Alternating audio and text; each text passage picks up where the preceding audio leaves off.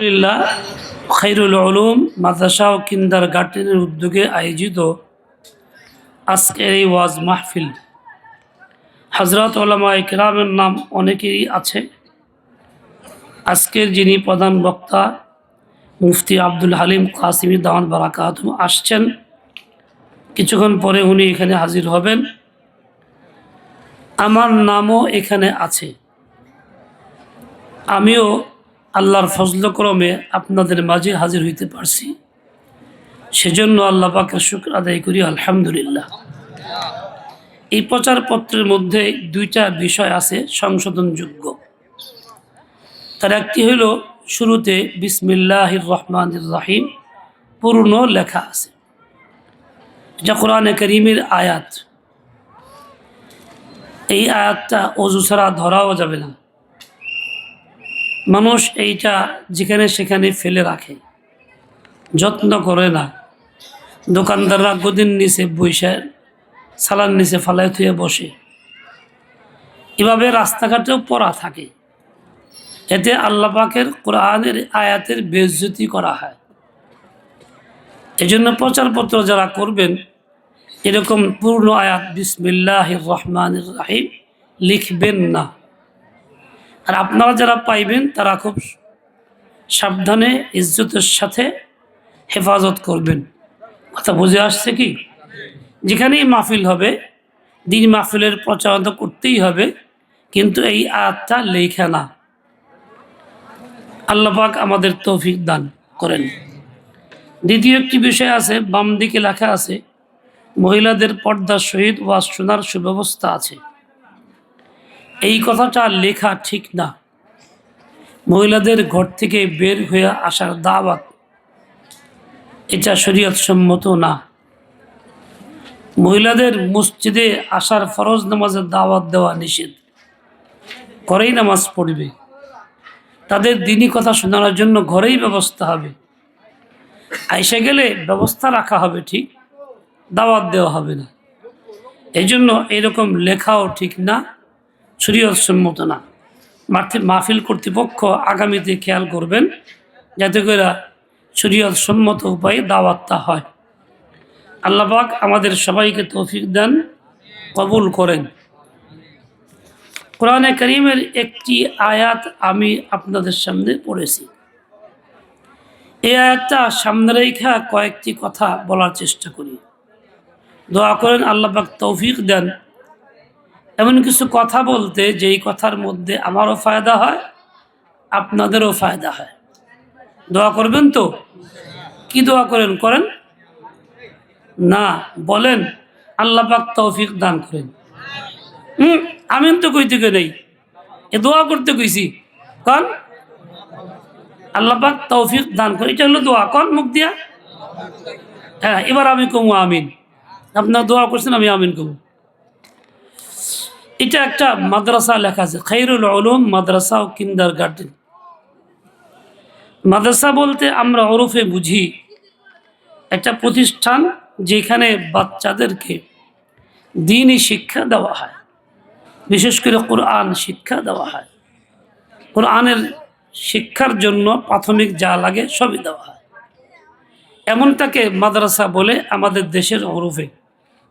যদিও আরবিতে মাদ্রাসার অর্থ ভিন্ন, কিন্তু বাস্তবতা এইটাই, দ্বীনি শিক্ষা কেন্দ্রকে মাদ্রাসা বলে। এইটা হলো বুনিয়াদি শিক্ষা। মানুষকে মানুষ গড়ার জন্য বুনিয়াদি শিক্ষা যা দরকার, সেই শিক্ষাটা দেওয়া হয় এই মাদ্রাসাগুলিতে।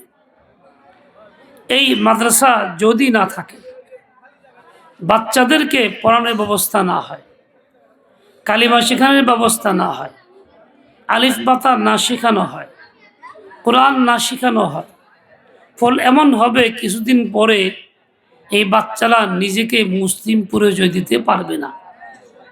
সে ভুলেই যাবে আমি মুসলিম কি মুসলিম না। এমন পরিবেশ বাইরে তৈরি হয়েছে বিষাক্ত প্রচলিত শিক্ষা প্রতিষ্ঠানগুলির মধ্যে, যেখানে নিজেকে মুসলিম পরিচয় দেওয়ার মতো শিক্ষার কোনো ব্যবস্থা নাই। না কোরআনের চর্চা আছে, না তার নাম আছে, না মক্কা মদিনা আছে, আছে তো ভিন্ন কিছু আছে।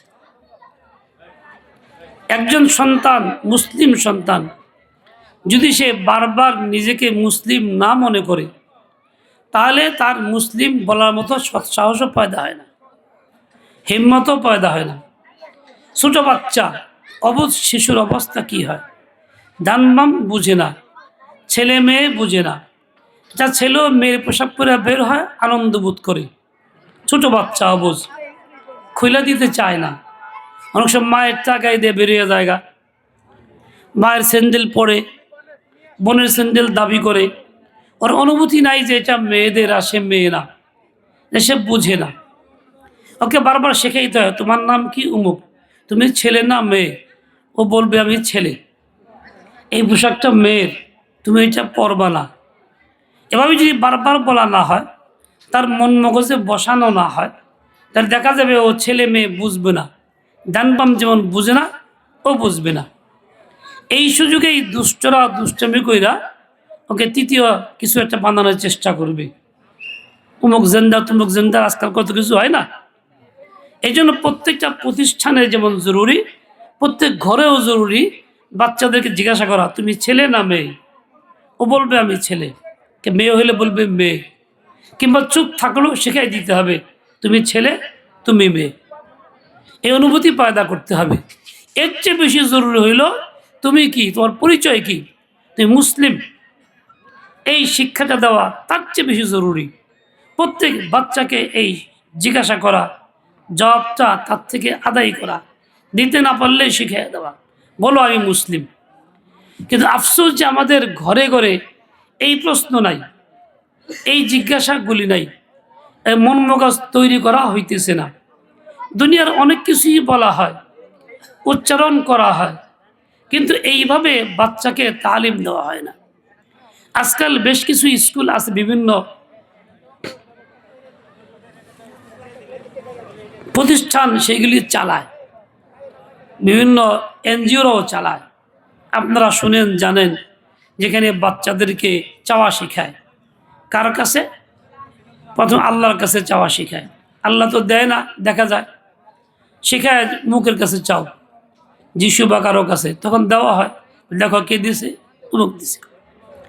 এর মুখবেলায় আমার আপনার করা কর্তব্য ছিল, আমি বাবা কিংবা মা, সন্তান আমাকে ঘিরে থাকে, ওই সন্তান আমার কাছে কিছু চায়, তো চাইলে বলবো বাবা দেওয়ার মালিক তো আল্লাহ, তুমি আল্লাহর কাছে চাও। বলো আল্লাহ আমাকে চকলেট দেন, আল্লাহ আমাকে বিস্কুট দেন, তার দিয়ে কয়েকবার বলানো, তারপরে বের করে দেওয়া, বলো এই যে দিছেন আল্লাহ তোমাকে। কে দিলেন? আল্লাহ দিছেন। বলো কে দিছেন? বলবে আল্লাহ দিছেন। তাইলে ওর ঈমান মজবুত হবে, আল্লাহর প্রতি ওর আস্থা বাড়বে, আসক্ত হবে। যখন আপনি থাকবেন না, তখনও সে আল্লাহর কাছেই চাইবে, যেটা আপনার মকসদ, আপনার লক্ষ্য। এভাবে যদি আপনি না করেন, তাহলে আপনি যত বড় দিনদার হন না কেন, আপনার সন্তানও আপনার অজান্তেই বেদিন হবে, ও আল্লাহমুখী হবে না, আল্লাহ বিমুখ হবে। তো আপনি বড় হওয়ার পরে বিমুখ হয়ে গেলে আর চোখের পানি ফালায় কিছু করতে পারবেন না। এই জন্য উচিত ছিল প্রত্যেক বাচ্চাকে ঘরে ঘরে এরকম তালিম দেওয়া। কিছু একটা আলমারিতে রাখছেন, বাক্সে রাখছেন, সেটাকে ডাইরেক্ট না দিয়ে বলো আল্লাহর কাছে চাও, তোমার দরকার বলো আল্লাহ দেন, কয়েকবার বলুক, তাকে বের করে দেন, এই দেখো আল্লাহ পাঠাই দিছে আমার মাধ্যমে। কে দিছেন? আল্লাহ দিছেন। আচ্ছা, এই কথা বলাটা কি খুব কঠিন কথা? বিষয়টা খুব কঠিন। ইচ্ছা করলে মাতা পিতা এই কাজটা করতে পারে না, দাদাদেরা এই কাজটা করতে পারে না। তাহলে ওই বাচ্চা ছোট সময় থেকে আল্লাহর বান্দা হবে, নিজেকে মুসলিম পরিচয় দিবে, সে আল্লাহমুখী হবে। শেখ বখতিয়ার কাকি রহমতুল্লাহ আলাই এভাবেই তো গড়ে উঠছিলেন। ওনার মা মক্তবে পাঠাইতেন, শিখা আসতো, এসে বলতো মা ক্ষুধা লাগছে, খাবার দাও। বলতো বাবা আল্লাহর কাছে চাও। কেমনে চাইবা? 2 রাকাত নামাজ পড়ো। উজু করছে, মুসল্লা দিছে, 2 রাকাত নামাজ পড়ছে, দোয়া করছে। বলে মা ক্ষুধা লাগছে, তুমি আল্লাহর কাছে চাও নাই? বলে চাইছি তো। বলে দেখো আল্লাহ কোথাও রেখে দিয়েছেন। মা এক জায়গায় হেফাজত করে রেখে দিয়েছে আগেই, হ্যাঁ পাইছি, বাস খাইছি, খুশি। প্রতিদিন এরকমই তাকে করে। উদ্দেশ্য হলো বাচ্চাকে আল্লাহমুখী বানানো। এটা স্বতন্ত্র মেহনত, এটা একটা কোর্স, এটা করা দরকার, প্রত্যেক মুসলিমের করা কর্তব্য। আফসোস যেন ভুলে গেছি, নিজেরাও এই কথা আল্লাহমুখী হওয়া চাই না, মাখলুক তো নিজেরাই হয়ে গেছি, বাচ্চাদের কি করব। হাদিসে পাকে আসছে, জুতার ফিতাও যদি ছিঁড়ে যায় সেটাও আল্লাহর কাছে চাও। পকেটে পয়সা আছে, দোকানে গেলেই কিনতে পারতেছো, পকেটে পয়সা আরও বেশি আছে, তবু আগে বলো যে আল্লাহ জুতার ফিতার ব্যবস্থা করে দেন, স্যান্ডেল ফিতা আগে আমাকে দেন। আল্লাহর কাছে আগে বলো। তোমার লবণ নাই, পকেটে পয়সা আছে, তুমি গিয়ে কিনতে পারতেছো, কিন্তু আগে বলো যে আল্লাহ আমাকে লবণ দিয়ে দেন, লবণের ব্যবস্থা করে দেন। আরও কোনো বড় প্রয়োজন, সেটাও তোমার টাকা আছে, কিনতে পারবা সহজেই, কোনো অসুবিধা নাই, 2 রাকাত নামাজ পড়ো, আল্লাহ এটা আমার খুব দরকার, আমাকে দেন। চা অভ্যাস তুমি করো, এরপরে তুমি দোকান থেকে আনো। দোকান থেকে তো ব্যবস্থা আল্লাহই করবেন, সৃষ্টি তো আল্লাহই করছেন, বানাইছেন তো আল্লাহ তাআলাই, নিজাম তো আল্লাহর হাতে। কিন্তু আপনি আল্লাহর কাছে চাইয়া আল্লাহমুখী হইয়া তা গ্রহণ করতেছেন। যে বান্দা প্রতিটা জিনিস আল্লাহ থেকে চায়া গ্রহণ করে, তার প্রতি আল্লাহ কি বেজার হবেন না খুশি হবেন? কেমন খুশি হবেন? যা কল্পনাতীত। ছোট বাচ্চা সে ইচ্ছা করলে হাত দিয়ে খাইতে পারে, তারপরও মার কাছে চায়, বাবার কাছে চায়, বারবার চায়, আবার নিজেও মাঝে মধ্যে নিয়ে খায়। এই চাইলে কি মা বিরক্ত হয় না খুশি হয়? আর যে বাচ্চা মোটেই চায় না, বাবাও বলে না, মাও বলে না, ডাকও দেয় না, চায়ও না, তার প্রতি বাপ মা অসন্তুষ্ট হয় না সন্তুষ্ট হয়? আক্ষেপ করে, হায় রে ছেলেটা ডাকও দেয় না, কেমন ছেলে, কত আশা করি একটু ডাক শুনবো, ওর মুখে ডাক শুনতে পারলাম না। এভাবেই বাপ মা অভিযোগ করে, কান্নাকাটি করে, আমাদের কাছেও বলে। যাই হোক, এই বাচ্চাদেরকে এভাবে করার নিয়ম। বখতিয়ার কাকি রহমতুল্লাহ মা এভাবেই করতেছিলেন। একদিন দূরে কোথাও কাজে গেছেন, আসতে পারেন নাই, নাস্তাও তৈরি করতে পারেন নাই। বাচ্চা সময় মতো আসছে, আয়সা সে 2 রাকাত নামাজ ইচ্ছাই পড়ছে, মা নাই, প্রতিদিন পড়ে অভ্যাস হয়ে গেছে, নামাজ পড়ে দোয়া করে খানাও খাইতেছে। মা খুব দ্রুত আসতেছে, মনে খুব ব্যথা, চোখে খুব পানি, যে হায়রে আজকে না জানি কি অবস্থা, ছেলেটা হয়তো পাবে না, আল্লাহর প্রতি তার আস্থা হারায়া যাবে। তো চোখের পানি ফেলে কাঁদতেছে যে আল্লাহ, আমি তো আমার বাচ্চাটাকে আপনার মুখী বানানোর জন্য এই শিক্ষা দিতেছিলাম, আজকে আমি কাছে নাই, সে যদি খাবার না পায় কেমনটা হবে, সে তো আস্থা হারায় ফেলবে, আল্লাহ কোনো ব্যবস্থা করে দেন। মা আসা দেখে দরজার মধ্যে ছেলে খাইতেছে। বাবা কোথায় পাইলা? কেন? আল্লাহর কাছে চাইছি, আল্লাহ দিছেন। বলে বাবা খাও। দিছেন কে? সরাসরি দিছেন আল্লাহ তাআলা। ছেলে বলতেছে বাবা, মা অন্যদিন যা খাই আল্লাহ দেন, সেটার চেয়ে আজকে মজা ভিন্ন রকম, আজকে হাজারো উন্নত মজা, আজকে যে কি মজা আমি বলতে পারতেছি না। কেননা মিন জানিবিল্লাহ, আল্লাহর পক্ষ থেকে জান্নাতি খাবার তো আল্লাহ পাঠাই দিয়েছেন। এই ছোট্ট বাচ্চা খাবার পাইলেন কিভাবে? আল্লাহ মুখ হইয়া, আল্লাহ নিকট চাইয়া। এই মক্তবগুলির মূল লক্ষ্য হলো এরকমভাবে বাচ্চাগুলিকে আল্লাহমুখী বানানো। আমার বাচ্চা বাইরে থাকে, বাইরের পরিবেশে ঘোরাফেরা করে, এত সব আসবাব আছে যেগুলি আল্লাহ থেকে বিমুখ করার মতো। খেলনা, মোবাইল টিপ দিবেন, গান হবে, তার মধ্যে সেরিকি কথা আছে, মূর্তি পূজার কথা আছে, আরেকটা বলবে আরেকটা হবে, চাইনিজ ভাষায় আছে, ইন্ডিয়ান আছে। ওইগুলি কিন্তু আমাকে আল্লাহমুখী বানায় নাই, দেবতামুখী বানাইছে। অন্য খেলা দেবেন, তার মধ্যে একই দশা, কোনোটার মধ্যে নোংরা ছবি টবি আছে, দেবতার ছবি আছে। তাহলে আমার বাচ্চাকে ইমান বিরোধী করার জন্য আসবাবের অভাব নেই। এই ক্ষেত্রে যদি আমি সচেতন না হই, বেফিকির থাকি, নিজেরাও উদ্যোগ না নেই, মক্তবের ব্যবস্থা না করি, সেখানে না পাঠাই, তাদের উস্তাদের মাধ্যমে কালিমা শিখায় না দেই, চেতনা পয়দা না করি, তো আমার বাচ্চার ভবিষ্যৎ কি হবে? সে ইমানদার হবে না বেঈমান হবে? সে তো বেঈমান হবে। দেখেন, আমার দেশে এটা বুঝে আসে কম, বাইরের দেশে বুঝে আসে বেশি। আমার দেশে কিছুটা হলেও ওলামা কেরাম মেহনত করতেছেন, চেষ্টা করতেছেন। আপনারাও আলহামদুলিল্লাহ লোকেরা আন্তরিক চেষ্টা করতেছেন, শরীক হইতেছেন, মাদ্রাসা প্রতিষ্ঠা করতেছেন, অনেকটা উপকার সমাজের মধ্যে ব্যাপকতা লাভ করতেছে। আমাদের ছোট শিশু বাচ্চারা জানে হালাল হারাম, অনেকেই অনেক বিষয় জানে, আমল করতে না পারলেও সে বুঝতে পারে, মানতে পারে। আফসোস লাগে, বড় থেকে বড় দেশ, বড় শিক্ষা ব্যবস্থা, বিদ্যাপীঠ, সেখানকার বাচ্চারা পর্যন্ত জানে না। আমি মিশরে 3 মাসের একটা প্রশিক্ষণ কোর্সে ছিলাম সরকারিভাবে। তো সেখানে যেই রুমে থাকতাম, আল আজহার বিশ্ববিদ্যালয়ের একটা হোস্টেলে, তো ওই রুমের সাথেই সামনে কাজ করতো কাঠ মিস্ত্রি বেশ কয়েকদিন। ছোট্ট বয়সের বাচ্চা, সেই 15-16, এখনো ওঠে নাই। ওইটা মোবাইলে গান বাজায় আর খালি রান্না করে কাজকর্ম করে, মিস্ত্রি, কাঠ মিস্ত্রি। একদিন বললাম, তোমার নাম কি? বলে অমুক। মুসলিম? বলে হ্যাঁ মুসলিম। তো তুমি এই বয়সে কাজ করো কেন? এত বড় বিদ্যাপীঠ, এখানে সারা বিশ্বের লোকজন আসে, জামিয়া আজহার, আর তুমি এখানে কাজ করতেছ, পাশে মহল্লায় বাড়ি। বলে বাপ বলছে তুই কাজ করবি, আমাকে টাকা জমা দিবি, তোর টাকা দিয়ে বাড়ি করে দিব, তোকে বিয়ে করাবো, সেজন্য আমি কাজ করি। খাও কোথায়? আলাদা, বাবার সাথে না, হোটেলে খাও। কি খাও? ও যে কথাটা বলছে আশ্চর্যের কথা, 87 জনের কথা। ও বলছে আমি খাই রুটি আর শুয়ারের গোশত। কি খায়? ও দাবি করছে মুসলমান, মুসলিম সন্তান। ও কাঠমিস্ত্রি কাজ করে আর হোটেল থেকে রুটি শুয়ারের গোশত কিনা খায়। আমি বললাম শুয়ারের গোশত হারাম না? ও বলে কি হারাম? ও তো বুঝেই না, জানেই না শুয়ারের গোশত হারাম। আচ্ছা, আমরা যারা এখানে আসি, শুনতেছি, বাইরে আসি, তারা জানি শুয়ারের গোশত হালাল না হারাম? বলি যদি বলি কি হারাম না হালাল? আমরা জানি, আমাদের শিশু বাচ্চারা জানে না। একটু বুঝ হলে তারা জানে, তাহলে কিছুটা চর্চা আছে, ওয়াজ মাহফিল হয়, ওলামা একটু আলোচনা করেন, মক্তব মাদ্রাসা কিছুটা আছে, যাতায়াত করে কিছুটা চর্চা আলোচনা আছে বিদায় তারা জানে। আর ওই ছেলেটা এত বড় প্রতিষ্ঠানে থাকার পরেও সে জানে না শুয়ারের গোশত হারাম না হালাল। কারণটা কি? নিজেই খুব তালাশ করলাম। কারণটা হলো এই যে আসলে ওইখানে আমাদের দেশের মতো এরকম দ্বীনি মক্তব নাই, মাদ্রাসা নাই, কোরআন শিক্ষা কেন্দ্র নাই। এই ব্যবস্থাগুলি ব্যাপক আকারের মোটেই নাই। বড় প্রতিষ্ঠান আছে, তার সাথে কিছু একটা প্রাথমিক একটা অবস্থা আছে।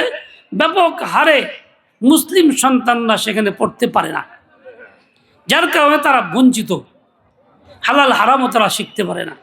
শুধু তাই না, আমাদের দেশে যেমন আজকে ওয়াজ মাহফিল হয়েছে, ওলামা কেরাম আসতেছেন, আপনারা শুনতেছেন, চর্চা হইতেছে, আমল করতে না পারলেও একটা কিছু কানে পড়তেছে, এলেম তো হইতেছে। দেখেন, দ্বীনের কোনো একটা বিষয় আপনি শিখবেন, ইবনে মাজার রওয়ায়াতের মধ্যে আসছে, একটা মাসালা শিখবেন তো এর জন্য আপনার আমল নামা 100 রাকাত নফল নামাজের সওয়াব লেখা হবে। আপনি আমল করতে পারেন কি নাই পারেন, জীবনের সুযোগ আসুক বা নাই আসুক। এরকমভাবে আপনি একাধিক বিষয় শিখেন, কমপক্ষে 3টা শিখেন, তো আপনার আমল নামা 1000 রাকাত নফল নামাজের সওয়াব লেখা হবে। যে 1000 রাকাত নফল কি এক রাতে পড়তে পারবেন? 2 রাতে? তাও না। কাজটা অনেক বড়, লম্বা, তার মধ্যে অনেক কিছু আছে। ইখলাস লাগবে, তাহারাত লাগবে, কোরবানি লাগবে, অনেক অনেক কিছু বাদ বুদ্ধি আপনাকে ধৈর্যের সাথে করতে হবে, শুধুমাত্র আল্লাহকে রাজি করার জন্য। পূর্ণ হইলেও আপনি নিশ্চিত না কবুল হইল কি না হইল। আর আপনি তা না, দিনই 3টে বিষয় শিখলেন, তাহলে এর জন্য আপনার আমল নামায় এরকম 1000 রাকাত নফলের সওয়াব লেখা হলো। তাহলে আপনার জন্য অল্পতে অনেক বেশি সওয়াব হলো না? এই জন্য তালেবে এলেম যারা শিখে, তাদের সাথে নেকিতে পাল্লা দিয়ে পড়া মুশকিল। কারণ ওরা দিন শিখে, এক একটা কথা শিখে 100 রাকাত পাওয়া যায়। আর আমি হয়তো নফল নামাজ পড়ি, এশরাক চাষ পড়ি, তাহাজ্জুদ পড়ি, কিন্তু আমি অত পাই না যা ওই ছেলেটা পায়। পড়ি কয় রাকাত? 2-4 রাকাত, 10-12 রাকাত, আর ও তো প্রতি মাস আলাদা দিয়ে পাইতেছে 100 রাকাত। বোঝানোর উদ্দেশ্য কই, সবাই তো শুনতেছে, কেউ তো বলে না শুনি না, বাইরে দরকার নেই, যারা শুনতেছে তারা শুনুন। আপনারা শুনতে পারতেছেন? আলহামদুলিল্লাহ। সাবেক চেয়ারম্যান বলতেছে শোনা যায় না দূরে হওয়ার কারণে। আমি তো শুনতেছেন আপনারা, সমস্যা কি? আমার ভাই ওইটা বাড়ায় দাও গাছ, আমার বিরত করো না। আমার ভাই, এই যে দেখেন, তাহলে আমার লাভজনক কোনটা? এলেম শিখা। আমি যে আমার বাচ্চাকে এখানে পাঠাই, ও যদি শিখে তাহলে ওর লাভ বাড়বে না কমবে? বাড়বে। তাহলে ওর তো লাভই লাভ হবে। আমি 17 রাকাত যা না করব, ওই একটা দিয়ে তাই করে ফেলবে। তাহলে আমি বাচ্চার মঙ্গল কামনা করলে, খায়ের খাই করলে আমাকে তো এইটাই করা উচিত। যাই হোক, ওই ছেলেটা হালাল হারাম বুঝে না। এরপরে একটা আয়াত শোনাইলাম, যে আয়াতের মধ্যে শুয়োরের গোশতের কথা আছে, সেখানে শব্দ আছে আও লাহমা খিনজির। যেহেতু সে আরবিতে জন্ম আর ভাষা তার আরবি, বুঝে ফেলছে আচ্ছা হারাম। এতদিন 15, 16, 17 বছর বয়সে সে শুনেই নাই হারাম। এই কি কারণে? দুইটা কারণে। আহলে ইলম উলামায়ে কেরামের বিচরণ নাই, দ্বীনি মাহফিল নাই, মাদ্রাসাগুলি নাই। আর এই মাদ্রাসাগুলি থাকার কারণে আজকে বাংলাদেশে আল্লাহর রহমতে পরিবেশটা এর চেয়ে অনেক ভালো আছে। এরকমই আমেরিকা আমাদের এক মৌলানা সাহেব থাকেন, মৌলানা বিন ইয়ামিন তার নাম, ইয়ামিন ফরহাদ। তো বাংলাদেশ সফরে আসছেন, ওখানকার এক ব্যক্তি বাংলাদেশের জন্মগত ওখানে নাগরিক। তো তার বাবার সঙ্গে দেখা হয়েছে, আত্মীয় সঙ্গে দেখা হয়েছে, চিঠি লিখে দিছে, পাঠাই দিছে যে আমার অমুককে দিবেন। ইনি ওখানে গিয়া তার এক ছেলে নাম মামুন, মুসলিমের সন্তান, সে মুসলিম, আদিবাসী জন্মগত নোয়াখালীর লোকজন। তো এই মামুনকে দিয়ে চিঠি পাঠাই দিয়েছে। মামুন চিঠি নিয়ে গেছে এই মৌলানা সাহেবের কাছে, যে আমার বাবা গেছে দেশে, চিঠি দিয়েছে আপনার অমুকে। এই যে ছেলেটা কি অবস্থা, হাফ প্যান্ট পরা, তার সাথে একই বয়সী একটা যুবতী চাইনিজমে হাফ প্যান্ট পরা, দুজনে হাত ধরা যাচ্ছে। এখন জিজ্ঞাসা করে মামুন এই মেয়েটা কেরা? বলে আমার গার্লফ্রেন্ড।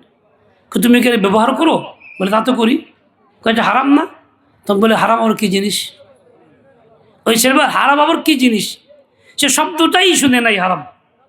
একটা চাইনিজ মেয়েকে সে ব্যবহার করে, একসঙ্গে থাকে, জিনা করে, এটা হারাম সে জানে না।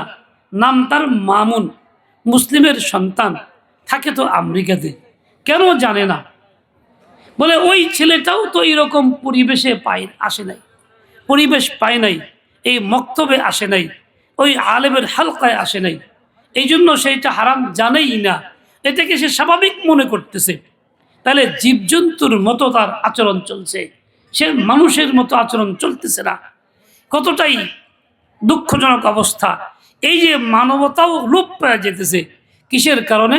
মক্তবগুলি না থাকার কারণে। কাজে এই মক্তবগুলি আমাদের জন্য বহুত বড় রহমত এবং হেদায়েতের ওসিলা। এই কথা কি আপনারা বুঝেন, মনে করেন, বিশ্বাস করেন? এই যে একটা মাদ্রাসা হয়েছে, এখানে বাচ্চাদেরকে চুরির কথা শেখানো হয়, ডাকাতের কথা, ফাঁকি দেওয়ার কথা, কি শেখানো হয়? আল্লাহর নাম, কালিমা, কুরআন শেখানো হয়। কারো প্রতি টিটকারি করবো না, জুলুম করবো না, কারো জিনিস না বইলা নিবা না, এইগুলি শেখানো হয়। মানবতার গুণগুলিকে সজাগ করার চেষ্টা করা হয়, অন্য কিছু বলা হয় না। কাজে আমার বাচ্চার জন্য এটা দরকার। কাজ তো ছিল আমার নিজের, বাচ্চাকে আমি দিন শিখাবো, দিনদার বানাবো, কিন্তু আমি অপারগ, আমি পারতেছি না বিভিন্ন কারণে, নিজেও জানি না, ব্যস্ততা আছে, দরদরি আছে, আমি ওকে নিয়ে বসতে পারি না। আমার কাজটাই আঞ্জাম দিতেছে মক্তবগুলির মধ্যে, মাদ্রাসাগুলির মধ্যে। ওলামায়ে কেরাম এটাকে আঞ্জাম দিয়ে দিচ্ছেন। তাহলে ওলামায়ে কেরাম আমার কাজটা করে দিলে তারা কি উপকার করলেন না অপকার করলেন? বুঝেন কথা? তারা কি উপকার করতেছেন না অপকার করতেছেন? কথা বলেন নাই, বুঝছেন কি বুঝেন নাই? কাজটা তো আমার, কালিমা শেখানো কাজটা আমার ছিল, তাকে মানুষ বানানো, আমি তা পারি নাই, ব্যস্ততার কারণে, ঝামেলার কারণে। আমার কাজটা আঞ্জাম দিচ্ছেন ওনারা। ওনারা যারা আঞ্জাম দিতেছেন তারা কি ভালো করতেছেন না মন্দ করতেছেন? উপকার না অপকার? উপকারটা কার, আমার না তার নিজের? আমার উপকার। আচ্ছা, আমার বাড়িতে আমি খেতে কাজকর্ম করতেছি, ক্ষেত নিরাইতেছি, একাই কাজ করতেছিলাম। একজন পথিক যাইতেছিল, তার খুব দরদ হইল, আরে লোকটা কাজ করে একা একা, আমি সাহায্য করে যাই। একটু বৈশাখ কাশি একটা নিয়ে 2 ঘন্টা আপনার সাথে সময় দিল, গল্প করলো, কাজ করে আগায় দিল, বিনা পারিশ্রমিক। কোনো পারিশ্রমিক ছাড়াই। আচ্ছা, এই লোকটার প্রতি আপনার দিলে কোনো মায়া হবে কি হবে না? যদি বাড়ির থেকে খানা আসে ওই সময় আপনি তাই না খাওয়া ছাড়তে পারবেন? মানবতা আপনার কুলাবে? আরে, যেই লোকটা এত আন্তরিক, এত ভালোবাসলো, আমার কাজ করে দিল 2 ঘন্টা ফি সাবিলিল্লাহ, আমি তাকে না খাওয়ায় কেমনে ছাড়ি? আমি বুদ্ধিমান হয়ে থাকলে না খাওয়া ছাড়তে পারবো না। অনুরোধ করব, তাকে হাত ধরবো, জোর করে বসাবো, ভাই এক লোকমা হলেও খাওয়া যাবে। তার মধ্যে আমি তৃপ্তি বোধ করবো, না খাইলে অশান্তি বোধ করবো। ও ভাই, কেন? সে আমার কাজ করছে, সেজন্যই তো। কাজে আমার কাজ যে করে তো আমার জন্য ভালো করে, আমার তো উচিত তাকে মেহমানদারি করা, তাকে হাদিয়া দেওয়া, তোহফা দেওয়া, এটা আমার কর্তব্য ছিল। ও ভাই, এই যে বাচ্চাদেরকে আমরা মানুষ বানানোর জন্য শিক্ষা প্রতিষ্ঠানে দিই, এটা শুধু শিক্ষা দিলেই কিন্তু হয় না, এর সাথে আরও কিছু করণীয় কাজ আছে যেগুলি আঞ্জাম দিতে হয়, করতে হয়। ওই করণীয় কাজগুলি করলে ওই বাচ্চাটা ধাপে ধাপে আগায়। যেমন দেখেন, কোনো আলেমের কাছে আপনার বাচ্চা কোরআন শিখতেছে, আপনার কাজ হইল ওই আলেমের প্রশংসা করা, ওই আলেমের যোগ্যতার কথা বলা, ওই বাচ্চার সামনে তার শ্রদ্ধা করা, তার সম্মান করা, তার খাতির তাওয়াজু করা, তাকে মেহমানদারি করা। আপনি কোনো হইতে পারে বড় অফিসার, যখন আপনি আপনার এই বাচ্চার সামনে ওই আলেমের শ্রদ্ধা জানাবেন, বাচ্চা দেখবে, বাবারে আমার বাপ এত বড় অফিসার, সে আলেমের সম্মান করে, তাহলে আলেমের দাম তো আমার বাবার চেয়ে বেশি রে, তাহলে আমি আলেম হই। তার ভিতরে এলমের পিপাসা আসবে, আগ্রহ পয়দা হবে। যদি তা না করে আপনি উল্টা করেন যে না, এই আলেমরা ভালো না, উমুকে এরকম, তুমুকে এরকম, আমার কাজ আমার করতে দেন, বাড়াবাড়ি করবেন না, উমুক এরকম, উমুকে তো এরকম, এরকম যে করা শুরু করে দেন, ওই বাচ্চার কানে পরে হুজুরটা ভালো না, তাহলে ওই বাচ্চা কি হুজুর কাছে পড়তে চাইবো? কি বলেন, পড়তে চাইবো? তাকে তো চাইবো না, তার মন খারাপ হবে, দূর ওই হুজুর ভালো না, আর বাপে কিনলে তার কাছে দিছে, অবক্তি আসবে। তো ও আস্তে আস্তে বঞ্চিত হবে। এই বঞ্চিত হওয়ার কারণটা কি? আপনি নিজে।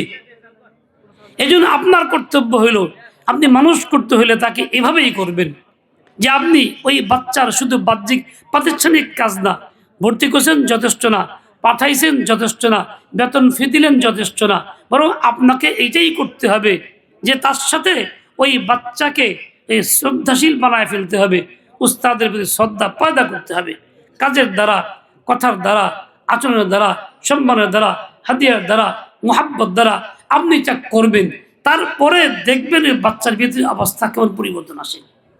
আন্ধারে আসবে না। শুধু এইটাই যথেষ্ট না, এই বাচ্চা মাদ্রাসায় পড়বে, আপনি বাড়ি থেকে চিন্তা করবেন মাদ্রাসায় পড়ছে তো ভালো হওয়ার কথা, মানে নামাজ পড়বে, নামাজের কথা আমাদেরকে বলবে, ইত্যাদি ইত্যাদি। ও দেখি কিছুই করে না, আমাদেরকে বলে না, বাড়িতে এসে উল্টা এটা খেলে ওইটা খেলে, নামাজের সময় উঠতে চায় না, ডাক দিলেও ওইরকম উল্টাপাল্টা করে। আসলে এই কাজটা কি, কারণটা কি? কারণটা কি বাচ্চা নিজেই? না, কারণটা আমি, মা, বাবা, বাড়ির লোকজন। কারণ আমি বাড়ির পরিবেশ তৈরি করি নাই, বাড়ির পরিবেশকে দিন দিয়ে সাজাই নেই, সুন্নত দিয়ে সাজাই নেই। কাজে ওই বাচ্চা ওখানে যা পড়ছিল রাইখা আসছে, বাড়িতে এসে দেখছে আবার বাপ মা তো ভিন্ন রকম, নামাজ কেউ পড়ে না, তারা টিভি দেখে, মোবাইলে তামসা করে, তারা বেপর্দা চলে, যে পড়া পড়ে আসছিল ওখানে ভুলে থুয়ে আসছে, বইয়ের ভিতরে রাইখা আসছে, বাড়িতে এসে বাড়িতে গ্রহণ করতেছে। কারণ বেশিরভাগ সময় বাড়িতে কাটাইতেছে, আপনজনের সাথে কাটাইছে, যাদের সাথে কাটাইতেছে তাদের আসল তার মধ্যে পড়তেছে। তার মানে কি? ওই বাচ্চাকে সুশিক্ষা দিয়া বাস্তবে আশানুরূপ তার থেকে ফল পাইতে হইলে বাড়ির পরিবেশটাও আমাকে ভালো করতে হবে। বাড়িতে আমি নামাজি হব, আমার ঘরে নামাজ সবাই পড়বে, টিভি বন্ধ রাখতে হবে, ওইরকম তামসা মোবাইলে বন্ধ রাখতে হবে, বাড়ির সব সদস্য আল্লাহমুখী হবে, জিকির আজকার করবে, দোয়া করবে, যে কোনো কথা বলবে তো আল্লাহ কাছে চায়া শুরু করবে, বিসমিল্লাহ দিয়ে শুরু করবে, সুন্নত বাজাহের আমল শুরু করে দিবে। বাচ্চা দেখবে বাপ মা তো এরকম করে, মাদ্রাসা তো এরকম বলে, তাহলে এটাই ঠিক, চলো আমি এখানেও করি ওখানেও করি। ওই বাচ্চা আশানুরূপ ফল পাবে। আমরা অভিযোগ করি, কই পড়াই, ফল তো পাই না, সুন্দর তো হয় না। কেন হয় না? আমার কারণে হয় না। আমি নিজেকে বঞ্চিত করি, বাচ্চাকে বঞ্চিত করার পরিবেশ করে রাখছি, সেজন্য আমারটাও হয় না, বাচ্চারটাও হয় না। এরকমভাবে ওই বাচ্চা যা পড়ে আসছে, বাড়িতে গেল, কিতাব বইটা রাখছে, আপনি ইচ্ছাকৃত ঘরটাকে বানাবেন মিনি একটা মাদ্রাসা। বাচ্চাকে বলুন, বাবা আজ তুমি কি শিখছো, ওর কিছু খোঁজখবর নেন, তাহলে একটু হলেও মনোযোগী হবে।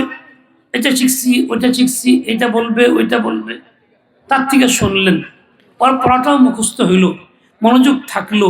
ঠিক আপনিও এই জন্য কিছু শিখতে পারলেন, এটা তো সুন্দর কথা, আমি তো জানতাম না, বাচ্চার মুখে শুনলাম, এটা একটা হাদিস, এটা একটা মাসআলা, আপনার ভিতরেও এটা আসবে। তাহলে আপনি মিনি মাদ্রাসা বানায় ফেলবেন ওই বাচ্চার থেকে সুফল পাওয়ার জন্য। আপনিও শিখবেন, যেন আপনি ছাত্র, মা ছাত্রী, ওই ছেলে যেন উস্তাদ। তাহলে দেখবেন যে আপনি সত্যিই সুফল পাইতেছেন। ওই বাচ্চাও তখন আপনাকে শিখাইতে আগ্রহী হবে, তার ভিতরে সাংঘাতিক আনন্দ বোধ করবে যে না, বাপ আমার কাছ থেকে শিখে, মা আমার কাছ থেকে শিখে। মানুষ যেটা বারবার বলে সেটাই তো করে। এটা তাকাররা ফিল কলবি, যে জিনিস বারবার আসে ওটাই অন্তরে বসে, যে জিনিস বারবার আসে ওটাই অন্তরে বসে। এই জন্যই তো হাদিসে পাকের মধ্যে ঈমানের কালিমাটা বারবার বলতে বলা হয়েছে, জাদ্দিদু ঈমানাকুম বিকাউলি লা ইলাহা ইল্লাল্লাহ, লা ইলাহা ইল্লাল্লাহ, লা ইলাহা ইল্লাল্লাহ। কেন বলা হয়েছে? বারবার উচ্চারিত হবে, বারবার কানে পড়বে, বারবার দিলে বসবে, তো আপনার দিলের ভিতরে ঈমান মজবুত হবে, ঈমান নবায়ন হবে, ঈমান তাজা হবে। ওই ছোটবেলায় একবার বলছেন আর বারবার বলতেছেন না, ওটা তো তলে পড়ে যাবে, ওইটা ভাসমান হবে না, ওইটার নূর আপনি দেখতে পাবেন না। এই জন্য এই হাদিসে বাক্যে আসছে, যে ব্যক্তি সকাল সন্ধ্যায় 100 বার কালিমায়ে তয়্যিবা পাঠ করে, লা ইলাহা ইল্লাল্লাহ পাঠ করে, আল্লাহ পাক রব্বুল আলামিন কিয়ামতের ময়দানে তার চেহারা পূর্ণিমার চাঁদের ন্যায় উজ্জ্বল করিয়া উঠাবেন। কত বড় লাভজনক আমল! অথচ এটা পড়তে অজু লাগে না, প্রয়োজনে কোনো ব্যক্তি গোসল না থাকলে তাও পড়তে পারবে, মা বোনদের যখন নামাজ থাকে না তাও পড়তে পারবে, কোনো বাধা নাই। কত সহজে অল্প কথায় এই ছোট্ট কালিমার দ্বারা ইমানকে তাজা করতে পারতেছে, দিলকে মজবুত করতে পারতেছে, তার সাথে সাথে এত খাস মর্যাদা লাভ হইতেছে, কিয়ামতের ময়দানে তার চেহারা কতটা উজ্জ্বল হবে, পূর্ণিমার চাঁদের ন্যায়। তখন ভালো লাগবে না মন্দ লাগবে? আপনার বিবি আজকে রং ভালো না, দেখতে অসুন্দর, পড়তে থাকুক কালিমাটা, সেদিন যখন পাবেন কি যে আনন্দ লাগবে। স্বামী চেহারা ভালো না, কেমন জানি অসুন্দর, কালো কুচ্ছি, স্বামী পড়ুক, পড়তে দেন, স্ত্রী আপনার কর্তব্য সাহায্য করা, দেখবেন সেও পড়বে, কিরকম আনন্দ মজা লাগবে, তো মজাই মজা লাগবে। তো আল্লাহ তাআলা এই ছোট্ট কথার মধ্যে এটা দিয়েছেন, কেন? ইমানকে মজবুত করা, রাসিখ করা, ইমানকে মজবুত করা, তরো তাজা করা। জাদ্দিদু ঈমানাকুম বিকাউলি লা ইলাহা ইল্লাল্লাহ। ও ভাই, এই যে লা ইলাহা ইল্লাল্লাহ এই কালিমাটা আমরা পড়ি, এর নাম কালিমায়ে তয়্যিবা। এই কালিমা দ্বারা ইমান শুরু হয়, এই কালিমা দ্বারা ইমান শুরু হয়। কালিমার মধ্যে আগে না আসে, পরে আসে হা, না দিয়ে ইমান শুরু, হা দিয়ে ইমান মজবুত করা হয়, দিলে বসানো হয়। না দিয়ে শুরু হয়, হা দিয়া মজবুত হয়। জং আগে দূর করা লাগে, রং পরে লাগানো লাগে। জংয়ের উপর রং লাগাইলে বাহ্যিক সাময়িক দেখা যাইতে পারে, কয়েকদিন পরে জং উঠে গেলে রংটাও খতম হয়ে যাবে। এই জন্য ইমানের শর্ত হইল আগে কুফুর ঘৃণা করা, ফেলে দেওয়া, শিরক ঘৃণা করা, শিরক ফেলে দেওয়া, গুনাহের কাজগুলি ঘৃণা করা, গুনাহগুলি ফেলে দেওয়া, এরপরে সব থেকে মুক্ত কইরা একদম মুক্ত মনে পড়া, লা ইলাহা ইল্লাল্লাহু মুহাম্মাদুর রাসূলুল্লাহ। মুখে উচ্চারণ হবে, দিলে বসানো হবে। দিলে যদি আগে থেকেই ময়লা থাকে, মুক্ত না থাকে, তো কালিমা পড়লেও ভিতরে ঢুকবে না, এটাই স্বাভাবিক। 1 কেজির একটা বোতলের মধ্যে পুরোটাই আপনি পানি রাখছেন, দুধ রাখতে চান, কোথায় রাখবেন? দুধ ঢুকানো যাবে না, পানি থেকে খালি করলেই তো দুধ ঢুকবে। এই দিল একটা পাত্র, ইমানের জন্য একটা পাত্র, এই পাত্রটা শিরক কুফরে ভরা, সমর্থনে ভরা, অন্যায় কাজে ভরা, আপনি এই অবস্থায় কালিমা পড়তেছেন, কালিমা থাকবে কোথায়? এই জন্য আগে আপনার পাত্রটাই খালি করতে হবে। শিরক থেকে মুক্ত করেন, কুফর থেকে মুক্ত করেন। কিভাবে? এগুলি ঘৃণা করেন, অন্তর থেকে ফেলে দেন, ঘৃণা করেন। মানুষ ঘৃণা করে অনেক কিছু, যেগুলি ঘৃণা করার পরে অন্তর থেকে ফেলে দেয়। মা বোনরা যে বেশি বুঝে এইসব ক্ষেত্রে, তার আবেগ বেশি। কারো যদি অপছন্দ করে, এমন অপছন্দই করে একেবারে জীবনের লেগে ফেলে দেয়, তাহলে কথাও কইব না, দেখাও করবো না, নাম শুনতেও রাজি না, ওই যে তাকাইতেও রাজি না। না, ওই রকম দরকার নাই, জীবনে ওর লগত দেখা নাই, এরা কয়ে বসে আমি মূল্য যে না আসে, জানাজাও যে করবার না আসে, এরকম কথা কয়ে বসে। দিলকে খুব সহজেই মুক্ত করে ফেলা, একদম ঘৃণা করে ফালায় দেয়। তুমি যেরকম অন্যের প্রতি হিংসা বিদ্বেষ করে ঘৃণা করে ফেলতেছ, তুমি এই হিংসাটা কুফরের প্রতি করো, শিরকের প্রতি করো, অন্যায় কাজের প্রতি করো। এগুলিকে দিল থেকে ফেলে দাও, যারা এটা ফেলে দিছি এটা আর নেবো না, দিলে ঢোকাবো না। তাহলে প্রকৃত মুমিন তুমি হইতে পারবা, তোমার ঈমান গ্রহণযোগ্য হবে। লা ইলাহা ইল্লাল্লাহ, লা ইলাহা ইল্লাল্লাহ, লা ইলাহা ইল্লাল্লাহ মুহাম্মাদুর রাসূলুল্লাহ। ও ভাই, একজন মহিলা সে সামনে চলতেছিল, আরেকজন পুরুষ তার পিছে পিছে চলে। মহিলা জিজ্ঞাসা করে, এই পিছে আইসো কেন? তখন মহিলাটা জিজ্ঞাসা করলে পুরুষটা বলে, আমি তোমার প্রতি আসক্ত হয়েছি, তোমার প্রেমে পড়ছি, হেললিগে তোমার পিছে আইছি।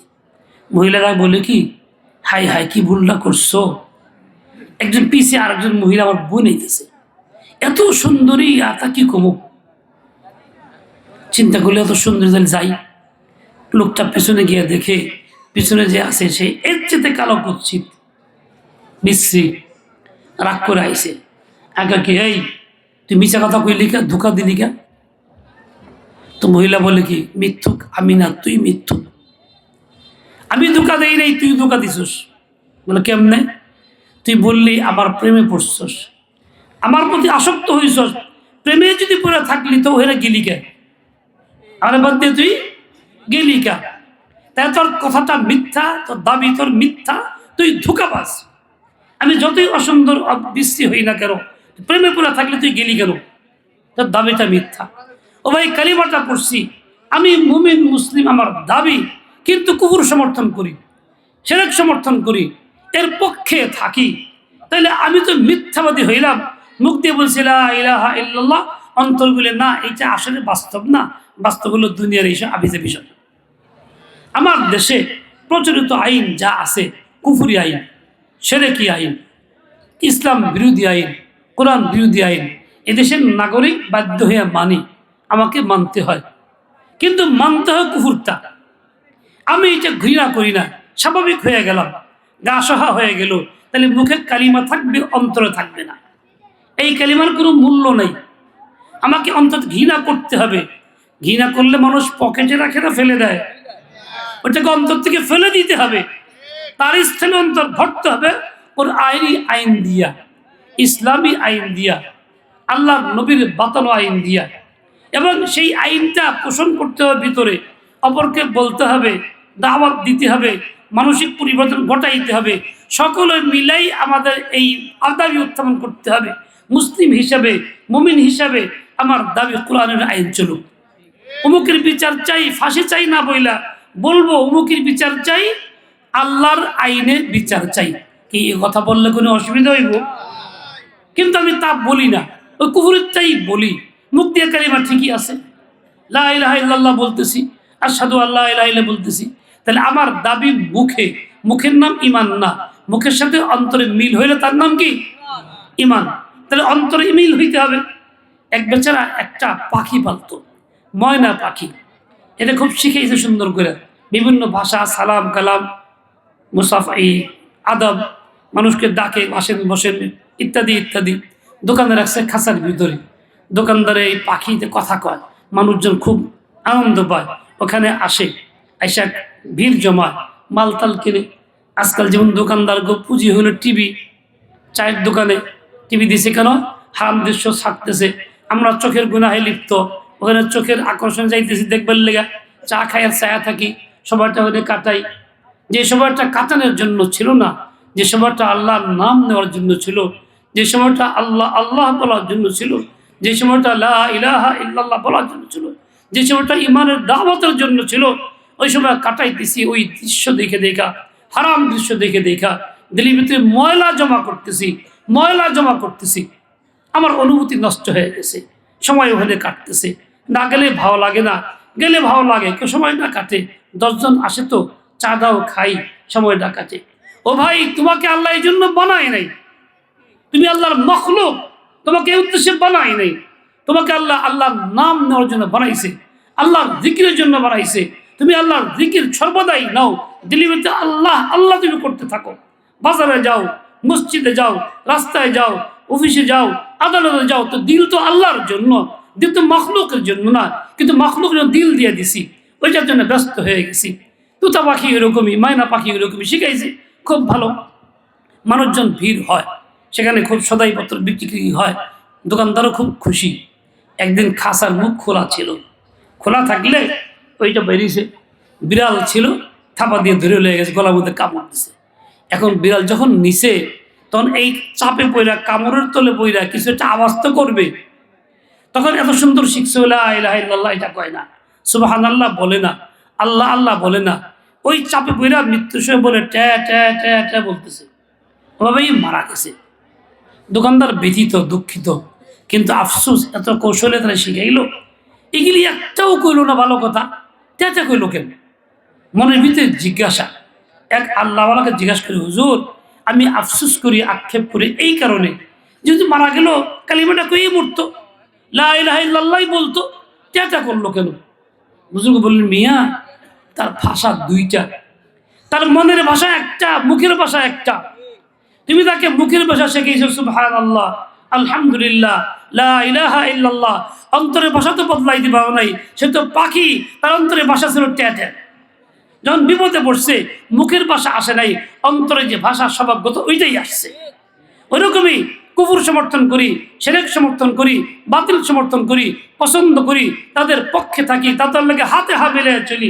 মৃত্যুর সময় মুখে কালিমার আসবে না, অন্তরের কুফর শিরকটাই আসবে, বেঈমান হয়েই মরতে হবে। এখন বেঈমান হয়ে মরতে চাই না কেউ, না ঈমান নিয়ে মরতে চাই? কে কে ঈমান নিয়ে মরতে চাই? তাহলে আমাকে কি করতে হবে? এই অন্তরের ভাষা বদলাইতে হবে, শুধু মুখের ভাষা নয়, শুধু কালিমা না, শুধু আজান না, অন্তরে কুফর শিরক ঘৃণা কইরা তার পক্ষ পরিবর্তন কইরা ইসলামের পক্ষে আমাকে থাকতে হবে, দ্বীনের পক্ষে আমাকে থাকতে হবে, ভালোর পক্ষে আমাকে থাকতে হবে। রাজি আছি না ইনশাআল্লাহ? এরপরে কালিমাটা কাজে লাগবে। ও ভাই, প্রত্যেক জিনিস তার জায়গায় থাকলে আসর করে, বাইরে গেলে আসর করে না। আপনি দেখেন, একটা বাঘ খাঁচার ভিতরে বয়ে রাখেন না আটকায়া, তো এই বাঘ কি করবো? আপনার কামড় দিব? বাঘ কাছে গেলে ধরতে পারবো না, আর শক্তি প্রয়োগ করার ক্ষমতা নাই, ও তো খাঁচার ভিতরে আটকা পড়ছে। ওরা ছেড়ে দেন, কাছে যান, দেন কি অবস্থা? যাওয়া লাগবে না, উল্টা আপনারা এখন ধরবে এসে। এই কালিমার জায়গা ছিল দিল, দিলে বসাবেন না, খালি কালিমা ঘরে লিখে রাখবেন, গাড়ির মধ্যে টানায় থুইবেন, আর সুন্দর কথাটা লিখবেন, মাশাআল্লাহ খুব ভালো, মাঝে মধ্যে লা ইলাহা মুসলমান, দিলে টানাইবেন না, তাহলে এই কালিমা কাজ করবে না। এই জন্য দিলের ভাষা কুফর থাকবে, এই যে দিল বদলাইতে হবে, দিল। ও ভাই, দিল বদলাবো কে কে? দিল বদলাবো কে কে? দিল বদলাবো কে কে? আল্লাহ তাআলা কবুল করেন, আল্লাহ পাক তৌফিক দিয়ে দেন। দিল কেমনে বদলাবেন? দিল কি একা একা বদলা যাবো? দিল কি একাই চলবো? না, দিল যে বদলাইছে তার কাছে যাবেন, সে আপনাকে বদলানো শিখাবে। करीब जलते हुए दिल के अपना दिल कर दे, ये आग जलती रही जलाई जाती है। যে লোকের দিলের ভিতরে আল্লাহ পাকের ঈমানের আগুন জ্বলতেছে, মুহাব্বতের আগুন জ্বলতেছে, সেই দিলের কাছে তুমি যাও, তার থেকে তুমি তোমার দিলকে জ্বালাও। বাতির কাছে গেলে বাতির থেকে আগুন নিতে হয়, কুপার থেকে কুপায়, ঠিক তোমার দিল থেকে দিলে নিতে হবে। करीब जलते हुए दिल के अपना दिल कर दे, ये आग लगती नहीं लगाई जाती है। আমার ভাই, এই জন্য আপনার কাজ হলো সোহবতে উলামা, নেককার দিনদারদের সঙ্গে থাকা। যাই হোক, এই মাদ্রাসাটা তার একটা প্রাথমিক পদক্ষেপ, এটা আমরা চাই কি চাই না? ঠিক এরকম আরো অনেক প্রতিষ্ঠান সমাজে প্রতিষ্ঠিত হোক, এটা আমার চাই কি চাই না? চাই আমরা সকলে এর সাথে সম্পৃক্ত থাকবো, বাচ্চাদেরকে পাঠাবো, নিজেরাও পড়বো, নিজেরাও আসবো, ঘরটাকে মিনি ঘর বানাবো, নিজেকে ইমান আমল দিয়ে সাজাবো। আল্লাহ পাক রব্বুল আলামিন আমাকে আপনাকে সবাইকে সহিবুজ দিয়ে দেন, হিম্মতে আলিয়া তৌফিক খায়র দিয়ে দেন। ওয়াসাল্লাল্লাহু তাআলা আলা নবিয়্যিল উম্মি ওয়া আলা আলিহি ওয়া আসহাবিহি ওয়া বারাকা ওয়া সাল্লাম। সুবহানাকাল্লাহুম্মা ওয়া বিহামদিকা আশহাদু আল লা ইলাহা ইল্লা আনতা আস্তাগফিরুকা ওয়া আতুবু ইলাইক। কালিমা শাহাদাত পড়ি, আশহাদু আল্লা ইলাহা ইল্লাল্লাহ ওয়া আশহাদু আন্না মুহাম্মাদান আবদুহু ওয়া রাসূলুহু।